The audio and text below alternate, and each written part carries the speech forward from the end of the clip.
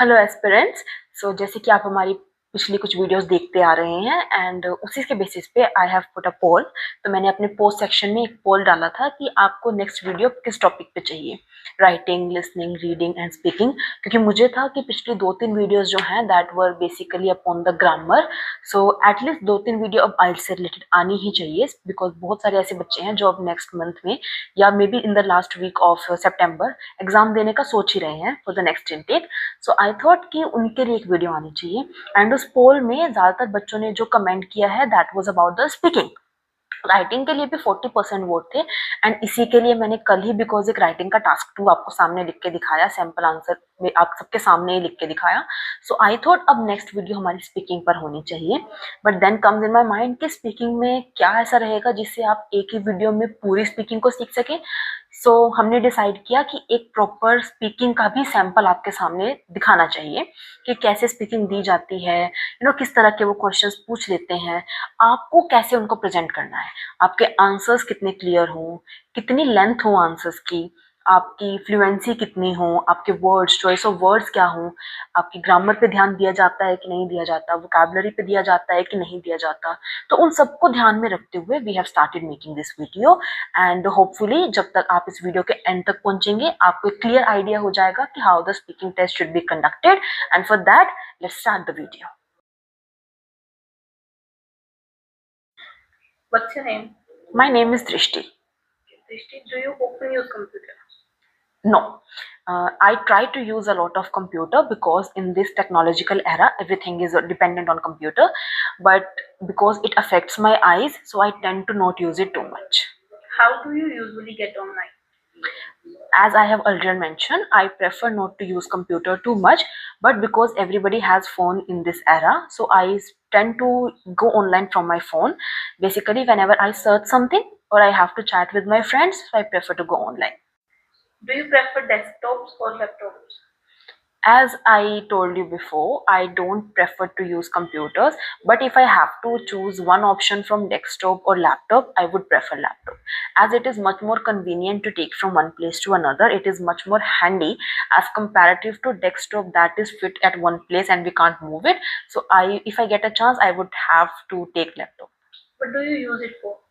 I use it for basically a lot of things, from entertainment to study material and to everything. But mainly I use it for my studies, as I don't prefer to use my laptop for entertainment. I have for my phone for that. So I prefer to use my computer for only my knowledgeable material. Do you think it's important for everyone nowadays to learn how to use a computer? It's a basic necessity, I think.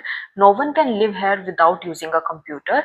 It could be for payment option, for chatting with friends, for knowledgeable material, for making videos nowadays, for getting information about the products that are being advertised online. Computer is so much important, specifically for studies. After COVID, one has to study from the online pattern because it is compulsory in even schools. So it is not possible for anyone, even if a smaller child, to know how to live without computer. So this was the end of our part 1।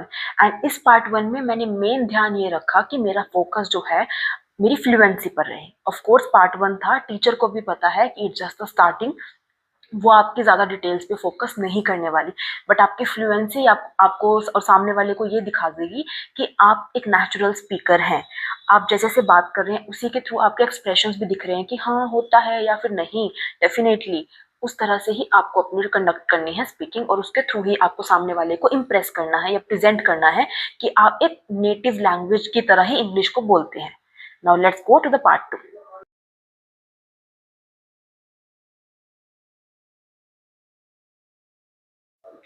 Describe an ideal house that you would like to live in, and your cue card should cover where would it be, what type of house it would be, how will you decorate it, who will you like to live in. Okay, so let's start.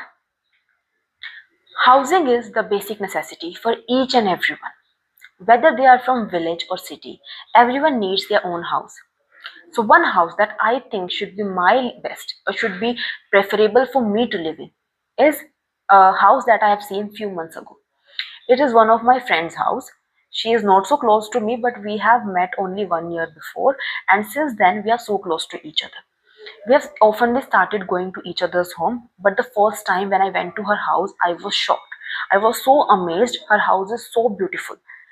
As we enter the house, so there is a huge gallery that they have put some sofas over there, some plantations, an LED screen, and the basic thing that I liked the most is the paintings they have hanged there. There are a lot of family paintings as well as the portraits. On the right side of the gallery, there is a small garden, and which they have basically planted the vegetables, organic farming they have been doing. And on the other side of the gallery, they have 3 to 4 bedrooms. I believe 3 to 4 bedrooms should be present in a house, because basically nowadays 4 to 5 members are compulsory in a family, and for each member I think there should be a separate room. Like for parents there should be one, for children should be one, for grandparents. So 3 to 4 bedrooms are compulsory in a house, and I really liked it. After that, we moved to the other side of the house, and they have made a play section there, so that the children, the small children who are there in the family, so they can play there, have their own space. They do not interrupt the other family members, specifically for those who are indulged in some work. So they have made a separate section over there. And as we move outside, so they have made stairs to go on the roof. They have also decorated their roof with a lot of plantations. So one thing I really liked about this house is so much of greenery, which is not possible to be seen in today's era. Everything is, there is lack of greenery, but we can easily see so much of green space in that house, which I liked a lot. And I think this is one of the like most ideal house. If I get a chance, I would love to make my house like that. So that was the Q card for all of you guys. Hopefully you liked it. आप सभी को पता है speaking में Q card सबसे important है. बाकी सब में आप 2 लाइनें, 3 लाइनें, 4 लाइनें, 5 लाइनें बोलेंगे, टीचर सामने वाला आपको जज करेगा. But on the Q card में आप कंटिन्यू 2 मिनट के लिए बोलने वाले हैं, तो सामने वाले पे इंप्रेशन ये पड़ता है कि he is much more fluent, कि जो भी बच्चा स्पीकिंग दे रहा है, how well he can speak, how interactive he is और शी इज, बेसिकली कितना अच्छे से वो अपनी बात को कंडक्ट कर पा रहा है, अपनी बात सामने वाले को समझा पा रहा है. And that is what matters. So आप सभी के लिए cue card is very important, and I have tried कि मैं आपको ब्रीफ इंट्रोडक्शन दे दूं कि how a cue card should be presented. So now let's move to the part 3, that is follow up questions. What kind of home do most people in your country live in? Most people in my country like to live in their own house. It's a culture in India that people live with their parents, so they basically have their own house to live in, which they are continue to live for generations. But because of globalization, a lot of students and people, they are moving to different places for work or sometimes for study. So it is not possible for them to build their own house at every place, specifically for because of due to a lot of pollution over there. So most of them, they prefer to live in a rented apartment, specifically in the big cities like Bombay, Chandigarh. It is compulsory to live in a rented apartment if they are going to live there for some few years, because it takes a huge amount of money to build their own house. So I think it is a new culture in my country. Do you think moving to a new home can bring problems to people? I don't think problems are directly related to moving to a new place. It's completely fine to move to a new place and not feel any kind of problems. But I can understand that the problem that comes to moving with a new place is basically the problems in making friends, as they are not familiar with that place, so they don't know who to talk to, how to get information about different areas. They don't know the rules and regulation of their area. It's very difficult for them to get traffic or to get transportation. Basically traffic is the major concern over there. So all these kind of things tend them to face a lot of problems, which is not exactly related to making a new house, but moving to any kind of place can bring these kind of problems. Do you think people in your country like to live with their parents? As I earlier mentioned, it is a culture in my country. Children have to live with their parents. They are not allowed to live to a new place, even if they are closer to their family. However, if they are planning to move to some different city for their work or for their jobs, or you can say for their studies, so they have to, because it is not possible for them to move up and down on a daily basis. So they prefer to rent a house and live there, but they don't prefer to make their own house. At last they want to come to back to their home and live with their family, with their grandparents. They are so close to their family. But it's a new thing in trend that after from basically I think it's from western trend that they have been following, that after a certain age they prefer to have their own family and live in a separate home. But overall, if I have to tell about the basic conclusion, I feel that it is still in my country that people live with their parents only. Would you live in a foreign country in the future? um, it was my dream actually few years ago, but now I don't think so. As for example, I feel there are a lot of things that I can get from my country which is not possible to in the foreign country. Though in earlier days I used to think that I would be going to the foreign country to get some education, but now as I'm here, I'm a teacher and I don't need much more higher education now. I can completely get it from my own country, so I don't plan to go to a different country for longer time. So that was our part 3। Firstly मैं आप सबको बोलना चाहूँगी जिसने भी यहाँ तक video देखी है, आप एक बार जाकर चैनल को सब्सक्राइब ज़रूर कर ले हमारे लिए, बिकॉज ये हमारे लिए बहुत हेल्पफुल होगा। We feel motivated to make more such videos for you all, and हम ऐसे ही और बहुत सारे इन्फॉर्मेटिव और फन वीडियोज़ लेके आते रहेंगे। But for that kindly motivate us by giving a subscribe to the channel, and आप इस वीडियो को लाइक ज़रूर करें। हमने बेसिकली नोटिस किया है बहुत सारे लोग व्यूज़ तो दे रहे हैं चैनल को, they are watching the video but they are not subscribing, so kindly do it guys। and finally coming to the overall part of our speaking, so जैसे कि आपने पूरी स्पीकिंग सुनी ही है, so you have realized कि my main motive was on fluency। मैंने और किसी चीज़ पे अभी के लिए फोकस नहीं किया, बिकॉज मैं चाहती थी कि आप सब लोग जान पाए कि स्पीकिंग कंडक्ट कैसे की जाती है। मेरी अप्रोच सिर्फ इतनी थी कि आपको एक स्पीकिंग टेस्ट का आइडिया लग जाए कि वो कैसे होता है। जैसे जैसे आप इसके साथ और कनेक्ट होते रहेंगे, हाँ हम बहुत सारी शॉर्ट वीडियोज़ भी डाल रहे हैं फ्रॉम पास्ट फ्यू डेज, जिसमें आपको प्रोनाउंसिएशन इंप्रूव करने के लिए, फ्लुएंसी इंप्रूव करने के लिए, इन सब के लिए छोटी छोटी एक्सरसाइजेज मिल रही हैं। And apart from all this, post section में भी आपको क्विजेज, पोल्स, इनके थ्रू बहुत सारे क्वेश्चंस का आंसर देने को मिल रहा है। That's a very fun activity, आपको करनी चाहिए।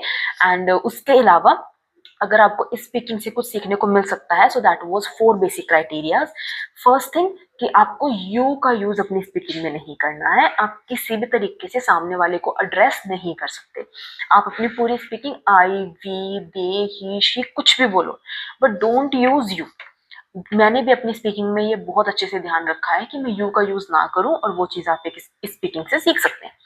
Second thing was expression. आपके जब आप खुश हैं तो वो आपके चेहरे पे एक स्माइल आ जाना। जब आपको लग रहा है कोई नेगेटिव टॉपिक है, आप निराश हो गए हैं, तो वो आपके चेहरे पे एक हल्की सी निराशा दिखना, हेजिस्टेंट आप फील कर रहे हो। And third thing is intonation. Intonation and expression कहीं ना कहीं लिंक्ड है, बट इनके मार्क्स और इनका क्राइटेरिया कंप्लीटली डिफरेंट है। नो डाउट जब आप खुश हैं तभी आपके चेहरे पे स्माइल आ सकती है, और इंटोनेशन के केस में तभी आपकी पिच हल्की सी हाई हो जाती है।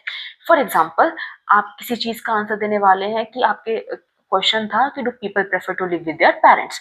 अगर आप डेफिनेटली बोला तो यू विल से कि definitely people love to live with their parents. हल्की सी पिच तेज हो गई, फ्लुएंसी तेज हो गई। बट वहीं पे अगर ये नेगेटिव होता है तो आप कहोगे कि I don't think so, now days people don't prefer. आपकी पिच थोड़ी सी स्लो हो गई, आपकी फ्लुएंसी थोड़ी सी खिंच गई। सो दैट वॉज इंटोनेशन।